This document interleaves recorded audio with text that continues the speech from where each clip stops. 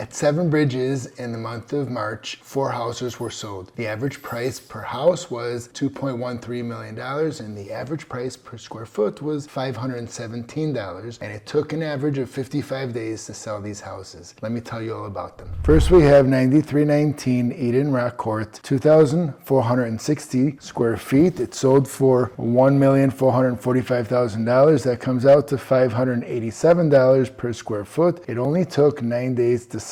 It was a rather basic model, but very nice. It had some closet organizers, a pool with a beautiful lake view over the fountain. The backyard had turf and motorized screens, and it also had a generator. Next, we have 9273 Trapez Lane, 5,229 square feet, sold for $2,850,000, and that came out to $515 per square foot. This one took 0 days to sell. It sat on a giant pie-shaped lot. It had natural stone tiles throughout the first level, a beautifully upgraded kitchen with Sub-Zero and Wolf appliances. The office had beautiful built-ins throughout. It had a gigantic screened-in area for the big pool. The pool had a jacuzzi, and this pool area also had a beautiful lake view. Next, we have 16865 Pierre Circle, 5,225 square feet, sold for $2,835,000. That comes out to $542 per square foot, and this house took 212 days to sell. This house sat on an oversized lot in a cul-de-sac. It had a very upgraded kitchen with Sub-Zero and Wolf appliances, closet organizers throughout the house. Upstairs, the balcony was screened in, and the patio downstairs was also nicely screened in. It had a big pool with a waterfall and a jacuzzi overlooking the lake, a beautiful property. Next is 16245 Cabernet Drive, 3,277 square feet, sold for $1,390,000. That came out to $424 per square foot, and this one took 0 days to sell. Another basic home, nice but not upgraded at all. The house did have a lake view and was in absolutely great condition. It was just very plain.